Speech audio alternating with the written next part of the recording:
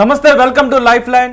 ఈరోజు లైఫ్ లైన్లో మనం మాట్లాడుకోబోతున్నాం విపరీతమైన మెడ నొప్పి, విపరీతమైన వెన్ను నొప్పి, మోకాలు నొప్పులు, మరీ ముఖ్యంగా వెన్నుపూసలు అరిగిపోవడం. ఎందుకు వెన్నుపూసలు అరిగిపోతాయి, వెన్నుపూసలు అరిగిపోతే ఎలాంటి వ్యాధి బారిన పడతాం, సమస్యలు ఏ విధంగా ఉంటాయి, వీటికి ఆయుర్వేదంలో ఎటువంటి చికిత్సా విధానాలు ఉన్నాయి, పూర్తి స్థాయిలో ఎటువంటి చికిత్సా విధానాలు ఉన్నాయి వివరించడానికి గురు ఆయుకేర్ మల్టీ స్పెషాలిటీ ఆయుర్వేద వైద్యశాల నుంచి వైద్యరత్న డాక్టర్ బుక్క మహేష్ బాబు టీవీఎన్ స్టూడియోలో ఉన్నారు. ఆయనతో మాట్లాడదాం. అలాగే వెన్నుపూసలు అరిగిపోయిన సమస్యలతో బాధపడుతున్న వారు ఎవరైనా ఉంటే నేరుగా మాకు కాల్ చేసి డాక్టర్ గారితో మాట్లాడొచ్చు. ఇక డాక్టర్ గారితో మాట్లాడదాం. హలో డాక్టర్ గారు. డాక్టర్ గారు, చాలా మందిని చూస్తూ ఉంటుంటాం, వెన్ను నొప్పి, మెడ నొప్పి, మోకాలు అరిగిపోవడం, ఒక అడుగు వేయాలంటేనే కష్టతరంగా ఉన్నా. ఇంకా కొంతమంది చూస్తూ ఉంటాం వెన్నుపూసలు అరిగిపోని అనే మాటలు చెప్తూ ఉంటారు వైద్యులు. ఈ వెన్నుపూసలు అరిగిపోవడం అంటే ఏంటండి? అంటే మనకు వెన్నెముక అనేటటువంటిది ముఖ్యంగా వెన్నెముక కలిగిన జంతువులు, వెన్నెముక లేని జంతువులు అని మనము వర్గీకరణలో చదువుకుంటాం జంతుజాలాన్ని చదువుకున్నప్పుడు. సో ఈ వెన్నెముక కలిగినటువంటి వాటిల్లో మనిషి వస్తాడు కాబట్టి మనిషికి ఒక వెన్నెముక ఉండడం వల్లనే స్థిరంగా నిలబడగలుగుతాం. అయితే ఈ యొక్క వెన్నెముక లోపల వెన్ను ఎముకలు ఉంటాయి. వెన్ను ఎముకల మధ్యలో పూసలు ఉంటాయి. ఆ పూసలు అనేటటువంటివి వివిధ కారణాల వల్ల జారుతాయి. ఆ జారడం వల్ల వచ్చేటటువంటి సమస్యలు అంతా ఇంత కాదు. ఇక జారడానికి గల కారణాలు, అరగడానికి గల కారణాల విషయానికి వచ్చినట్లయితే మనిషి రోజు ప్రతినిత్యము పనులు చేసుకుంటూ ఉంటాం. అలా పనులు చేసుకుంటూ ఉన్నప్పుడు ఈ యొక్క పూసలు ఏంటంటే ఒక డిస్క్, పూసలు అంటే డిస్కులు అని చెప్పని మనం అర్థం చేసుకోవాలి. ఈ డిస్క్ లోపల ఏంటంటే ఒక న్యూక్లియస్ మెటీరియల్ ఉంటుంది. అది ఆ న్యూక్లియస్ మెటీరియల్ అనేటువంటిది మెత్తగా కుషన్ లాగా మనం ఏ రకమైన పనులు చేసినా, బరువులు ఎత్తినా, దుమికినా, కింద పడ్డా, లేచినా, మన వృత్తుల్లో భాగంగా రకరకాల పనులు చేసినప్పుడు ఎలాంటి ఒత్తిడిలకు లోనైనప్పటికీ కూడా అది అడ్జస్ట్ చేసుకుంటూ శరీరాన్ని మృదుత్వంగా చక్కగా పనులు చేసుకోవడానికి వీలుగా మనం తయారు చేస్తుంది. అయితే వివిధ కారణాల వల్ల, అంటే శరీరంలో అంతర్గత కారణాల వల్ల కానివ్వండి, దెబ్బలు తగలడం వల్ల కానివ్వండి, వివిధ రోగాల బారిన పడ్డప్పుడు వచ్చేటటువంటి ప్రత్యేక సమస్యలు, ముఖ్యంగా రుమెటెడ్ ఆర్థరైటిస్ కానివ్వండి, లేకపోతే ఇక ఫైబ్రోమయాల్జియా కానివ్వండి, తర్వాత ఇంకా కూడా యాంకిలోజింగ్ స్పాండిలోసిస్ కానివ్వండి, తర్వాత గౌట్ ఆర్థరైటిస్ కానివ్వండి, తర్వాత పాలీ ఆర్థరైటిస్ కానివ్వండి, తర్వాత ఎముకలలో బెజ్జాలు పడడం ఆస్టియోపోరోసిస్ కానివ్వండి, తర్వాత ఎముకలలో అరుగుదల రావడం కానివ్వండి, తర్వాత వెన్నెముకను విస్తరించి ఉండేటటువంటి ఈ యొక్క కండరాలు కానివ్వండి, లేకపోతే లిగమెంట్స్ కానివ్వండి, ఇట్లాంటివన్నీ జారిపోవడం కానీ, వాటిల్లో శైథిల్యం రావడం కానీ, ఇలాంటి కారణాల వల్ల ఏమవుతుందంటే వెన్నెముక అనేటటువంటి ఎముకల మధ్య లోపల సమతూకం దెబ్బతిని ఆ ప్రెషర్ అనేటటువంటిది ఈ పూసల మధ్యలో పడడం వల్ల వాటిలో ఉండేటటువంటి ద్రవాలు, సహజ సిద్ధంగా ఉండేటటువంటి ఫైబ్రస్ మెటీరియల్, ఫైబ్రస్ మెటీరియల్ అనే దాంట్లో నీటి శాతం ఉంటుంది. ఆ నీటి శాతం కోల్పోవడం మూలాన ఆ ప్రాంతం అంతా కూడా చితికిపోయి అందులో ఉండే మెటీరియల్ అంతా బయటికి రావడం వల్ల వాటిలో సహజ సిద్ధంగా ఉండేటటువంటి ఈ యొక్క స్ప్రింగ్ యాక్షన్ని కోల్పోవడం వల్ల ఈ యొక్క లోపల ఉండేటటువంటి వెన్నెముకల మధ్యలో ఉండే పూసలు అరగడం కానివ్వండి, తర్వాత చితకడం కానివ్వండి, జారడం కానివ్వండి జరుగుతాయండి. ఎవరిలో ఇవి జరుగుతుంటాయండి?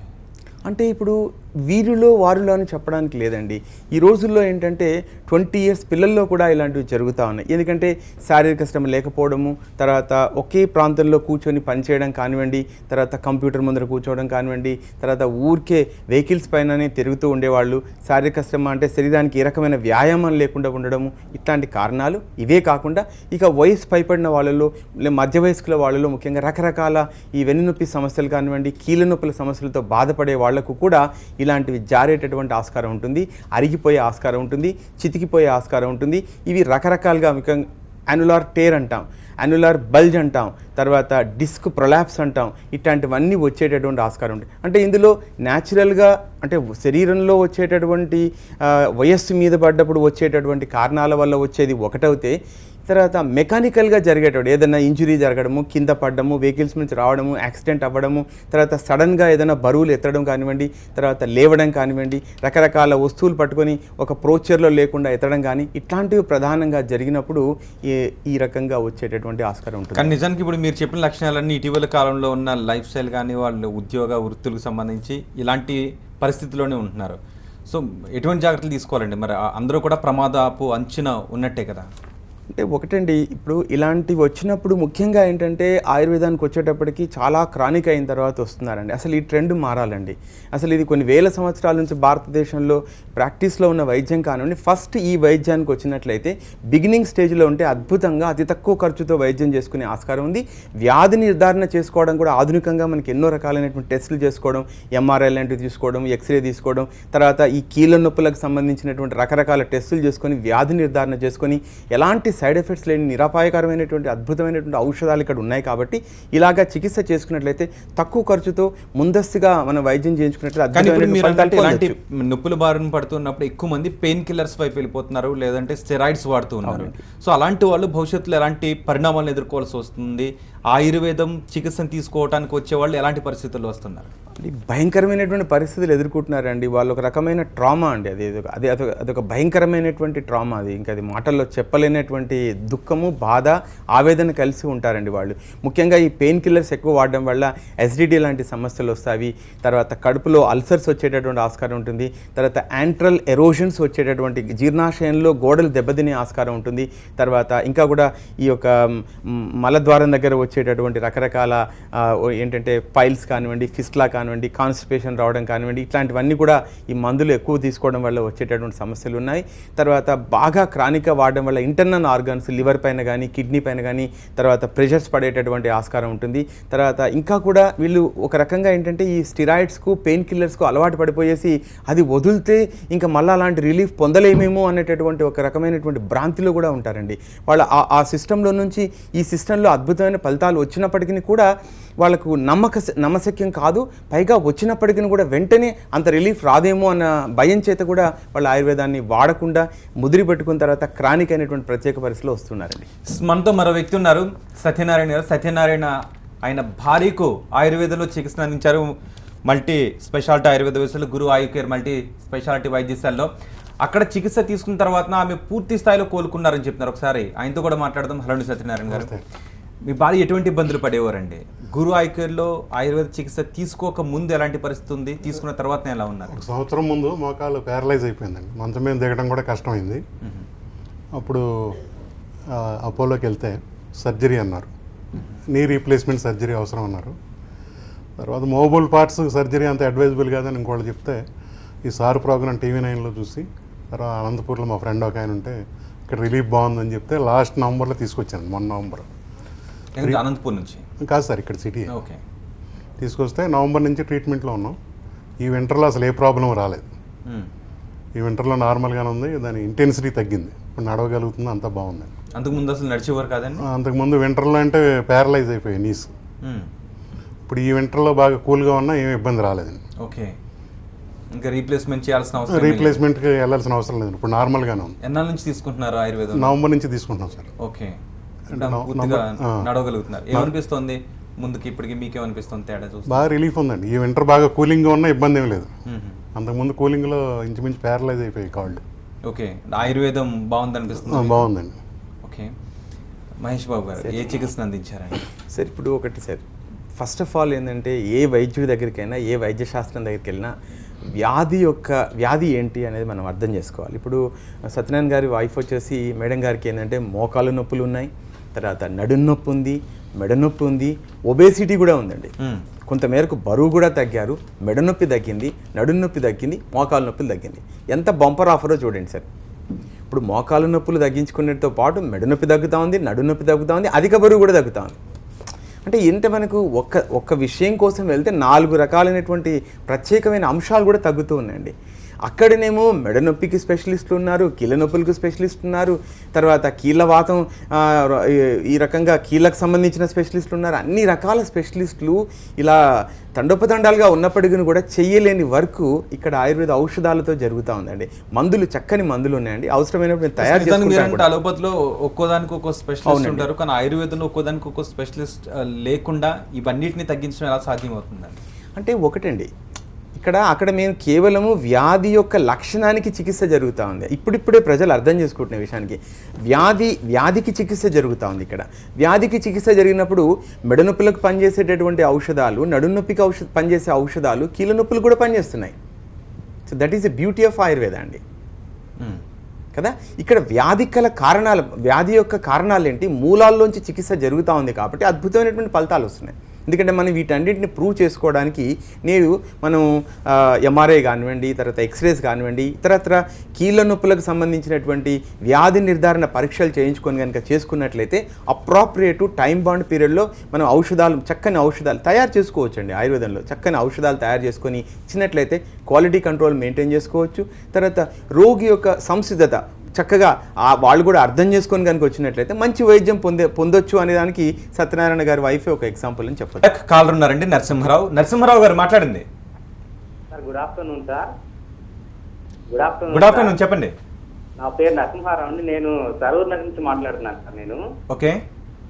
నాకు షుగర్ అటాక్ అయ్యి 10 years అవుతుంది సార్. నాకు షుగర్ లెవెల్స్ ఇంతకుముందు 260, 270 అలా ఉండేవండి. ఓకే. 2 months నుంచి నేను డాక్టర్ దగ్గరికి వెళ్ళాను మెడిసిన్స్ కోసం.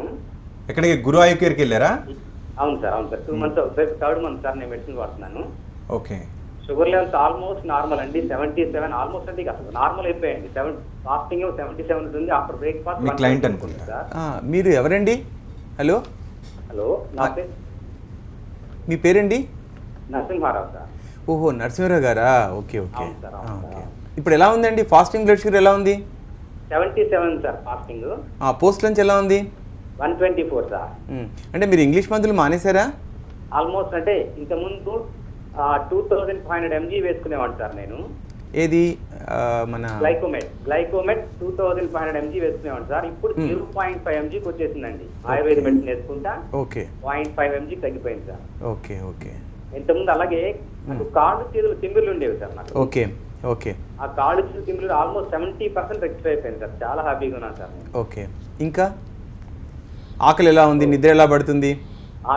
హ్యాపీగా ఉంది సార్. ఇంతకుముందు డిస్టర్బ్గా ఉంది సార్ నిద్ర. ఇప్పుడు హ్యాపీగా నిద్రపోతున్నానండి. ఓకే. ఆ తిమ్మిర్లు అవి కూడా తగ్గిపోయాయి sir. Okay, good, right.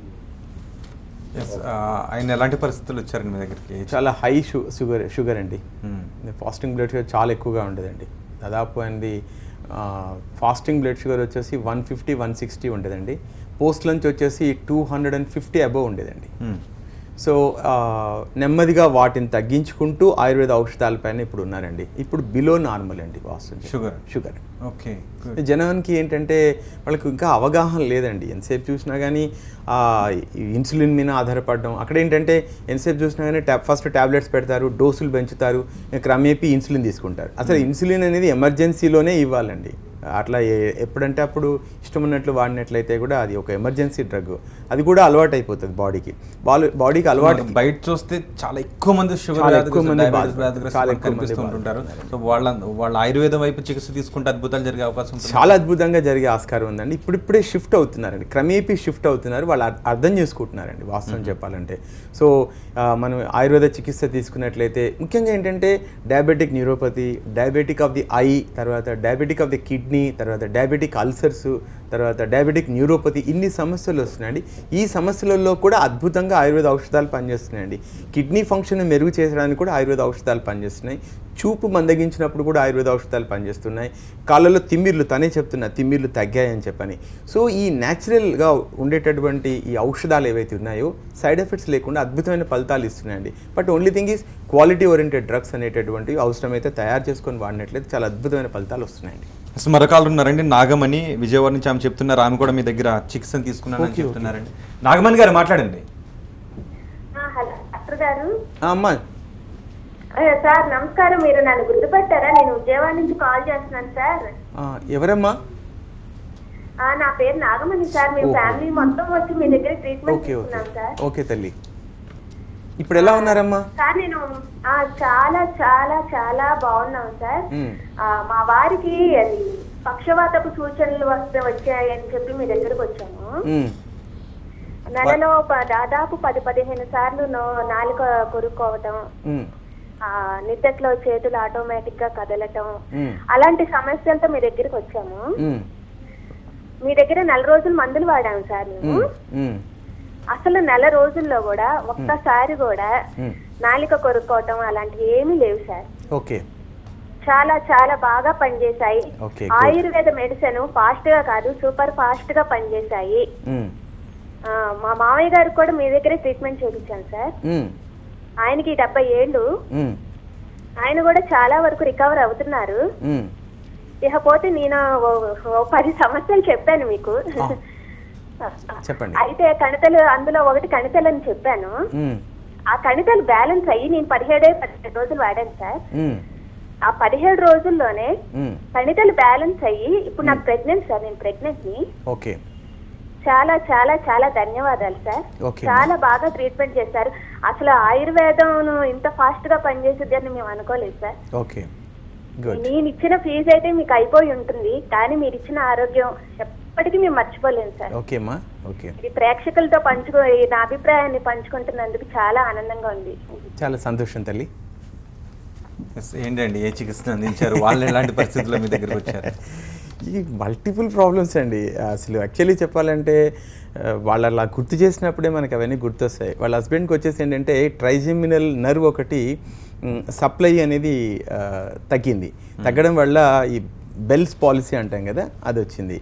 So నాలుక కోరుకుంటారు అక్కడ, ఎందుకంటే నాలుక కూడా స్పర్శ కోల్పోతారు. ఓకే. అది అలాంటి పరిస్థితులలో వచ్చారు. వితిన్ 1 monthలో అద్భుతంగా తగ్గింది. ఫిట్స్ లాంటిది ఏదైనా కాదు సార్. ఇది మనకేంటంటే బెల్స్ పాలసీ అంటే మూతి వంకర పోవడం అంటారు, అంటే ముఖపక్షవాతం అని చెప్పాలి. ముఖపక్షవాతానికి సంబంధించి చికిత్స చేసామండి. అద్భుతంగా రిజల్ట్స్ వచ్చాయి. సో అమ్మాయి కూడా తర్వాత తనకున్న సమస్యలతో పాటుగా అమ్మాయి ప్రైమరీ ఇన్ఫర్టిలిటీ ఉంది అమ్మాయి, దానికోసం కూడా మందులు వాడారు. ఇప్పుడు నౌ షీఈస్ క్యారింగ్ అన్నట్లు ఆయుర్వేద ఔషధాలు ఇచ్చాను దానికి కూడా. గ్రేట్. నిజానికి అంటే పరిశోధన ఎలా జరుగుతుంటాయండి? మల్టీ కేర్ గురు ఐ కేర్లో ఎలాంటి పరిశోధనలు జరుగుతాయండి? ఎంతమందికి మీరు చికిత్సను అందించి వాటిని నయం చేస్తున్నాం అని చెప్తున్నారు? అదే, ఇది నాకు ముందు నుంచి ఏంటంటే రికార్డ్స్ మెయింటైన్ చేసుకోవడం అండి. ఇప్పుడు పేషెంట్ ఎందుకోసం వచ్చాడు, ఏం డ్రగ్ ఇచ్చాం, ఎలా ఇచ్చాం, డోస్ ఎంత ఇచ్చాం, డ్రగ్ క్వాలిటీ ఏంటి, ఇవన్నీ విషయాలపైన నా దగ్గర ఒక సమాచారం ఉంటుందండి.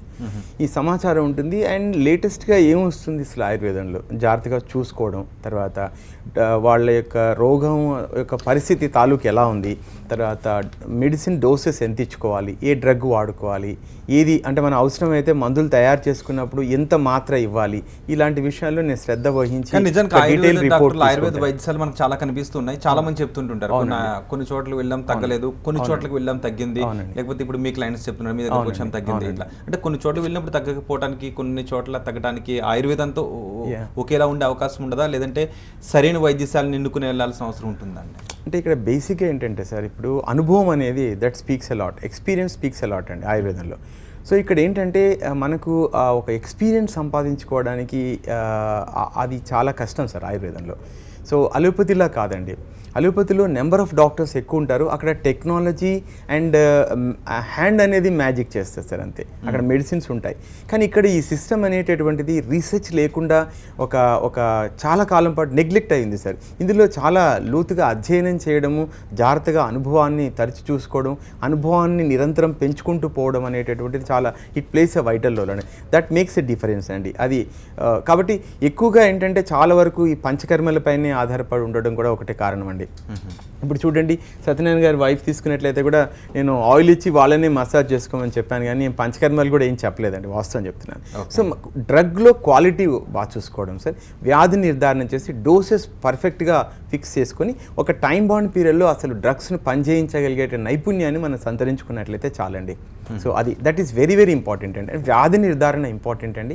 వ్యాధి ఏ స్థాయిలో ఉంది, శరీర ధర్మం ఏంటి, వీళ్ళ శరీరానికి ఎలాంటి డ్రగ్ ఎంచుకోవాలి అనే దానిపైన మొత్తం ట్రీట్మెంట్ అంతా ఆధారపడి ఉంటుంది. సత్యనారాయణ గారు, మీరు అనుకున్నారా నీ రీప్లేస్మెంట్ చేయాలి అని చెప్పినప్పుడు ఖచ్చితంగా చేయాల్సి వస్తుంది ఏమని భయపడ్డారా, లేకపోతే తగ్గిపోతుంది అని నమ్మకం? అనుకోలేదండి. నీ రీప్లేస్మెంట్ చేయాల్సి వస్తుందని అనుకున్నా. దానికి మీ అమౌంట్ రెడీ చేసుకోండి అంతా చెప్పారు, హెల్త్ కార్డులు ఇవన్నీ రెడీ చేసుకున్నాక అప్పుడు సార్ రెఫరెన్స్ TV9 అక్కడ అనంతపూర్ నుంచి మా ఫ్రెండ్ ఒక ఆయన చెప్పారు, అక్కడ బాగుంది రిజల్ట్ అని. ఆయన కూడా నీ దానికి వెళ్ళారు. అక్కడ చేశాక నాకు 3 monthsలోనే రిలీఫ్ వచ్చేసింది. ఓకే. లాస్ట్ వింటర్లో ఇంచుమించు బెడ్ రెడీ. మొన్న నవంబర్లో స్టార్ట్ చేసాం. మళ్ళీ ఏమవుద్ది ఇది కూడా చూద్దాం అని చెప్పారు కదా, మీ ప్రోగ్రామ్ కూడా వస్తుంది కదా అని. ఇక్కడికి వచ్చాక నాకు ఈ వింటర్లో అసలు ప్రాబ్లం లేదు, మంచి రిలీఫ్ వచ్చింది, మా నార్మల్గా ఉంది. అసలు ఇప్పుడు ఆవిడ ఎలా ఉన్నారండి? ఆవిడ ఎంత ఆనందాన్ని వ్యక్తం చేస్తున్నారు. నిజానికి కదలలేని పరిస్థితుల్లో బెడ్ మీద పడిపోయి ఉండి మోకాలు నీ రీప్లేస్మెంట్ చేయాలి అనే పరిస్థితిలో నుంచి కేవలం మెడిసిన్స్ ద్వారా ఆయుర్వేదంలో చికిత్స పొందడం ద్వారా ఇప్పుడు లేచి చాలా రిలీఫ్గా ఉన్నారు. అన్ని పనులు చేసుకుంటుంది, మామూలు నార్మల్గా ఉంది. నీ రీప్లేస్మెంట్ చేయాలనుకున్నప్పుడు ఆమె ఎలాంటి బాధను అనిపిస్తూ ఉండేవారు? ఒక పక్క నొప్పి, మరో పక్క ఆపరేషన్ అంటే జనరల్గా భయం ఉంటుంది. ఆవిడకన్నా నేను ఎక్కువ ఇదే ఎన్నాళ్ళకి ఇది అవుతుందో తెలియదు కదా. తర్వాత మూవబుల్ పార్ట్స్ అది 100% క్యూర్ వస్తుందో రాదో అని ఇంకోళ్ళు చెప్పారు, ఇంకో ఆర్థోపెడిక్. ఈ 225, 325 ఎన్ని రకాలు చెప్పారు. నీ రీప్లేస్మెంట్ చేసేవి అయినా రకరకాలు ఉన్నాయి సార్, అదంతా రెడీ చేసుకోండి అని చెప్పారు. ఇంక తప్పదనుకునే స్టేజ్లో ఇది సార్ రిఫరెన్స్ తెలిసి వచ్చాను, నాకు మంచి రిలీఫ్ వచ్చింది. ఓకే, మహేష్ బాబు గారు ఎలాంటి పరిస్థితుల్లో ఉన్న వాళ్ళకైనా అంటే ఇంకా ఫైనల్ స్టేజ్లో ఉన్న వాళ్ళకైనా కూడా రీప్లేస్మెంట్ చేయాల్సిన అవసరం లేకుండా ఆయుర్వేదంలో చికిత్సను అందించవచ్చు అంటారా? అంటే ఒకటి సార్, ఇక్కడ ఏంటంటే నేను అసలు యాక్చువల్లీ ఈ మధ్య ఒక కేసు చూశానండి. ఓల్డ్ సిటీ నుంచి ఒక ఆవిడ వచ్చారు. అసలు యాక్చువల్లీ చెప్పాలంటే కాళ్ళు వంగిపోయినాయి, అసలు అబ్బా స్టేజ్ 4, స్టేజ్ 5 కనిపిస్తాను సార్. ఏం వైద్యం చేయించుకుంటారులేండి, మనకు కూడా చెప్పడానికి జోక్స్ తెచ్చుకొని చెప్పాలంటే కూడా కష్టం ఉంటుంది. పేషెంట్ నెగ్రల్గా వాడతారా వాడరా, ఖర్చు భరిస్తారా భరించరా, చెప్పిన మాట వింటారా వినరా, ఇవన్నీ మాకు ప్రెజడీస్ ఉంటాయి. నన్న ఫస్ట్ సిన్సియర్గా ఒక 4 months రెగ్యులర్గా వాడమ్మా అని చెప్పాను. సో 3 monthsకు ఆవిడకు నిజంగా చెప్పాలంటే అద్భుతంగా కింద కూర్చొని లేచి అన్ని పనులు చేసుకోవడం, ఆవిడకు నిజంగా సర్జరీ అనేది ఫిక్స్ అయిపోయింది అసలు. అట్లాంటి పరిస్థితులలో అద్భుతంగా ఆవిడ సర్జరీ లేకుండా చికిత్స జరిగింది. అంటే ప్రజల్లో ఏంటంటే ఆయుర్వేదం అంటే ఒక గౌరవభావం అనేటువంటి ఇంకా పెరగాల్సిన అవసరం ఉంది. ఇప్పుడు పెరిగింది, ఇప్పుడు బాగా గౌరవం పెరిగింది, ఇంకా పెరగాలండి. ఆ విధానం పైన ఒక మక్కువ ఉండాలి, ఒక గౌరవభావం ఉండాలండి. నిజంగా చెప్పాలంటే వైద్యులపైన నమ్మకం పెట్టుకోవాలండి. వైద్యుపైన, ఈ వైద్య వ్యవస్థ పైన, ఈ ట్రెడిషనల్ భారతీయ వైద్యులపైన కూడా గౌరవం పెంచుకోవాలి. అదొకటి.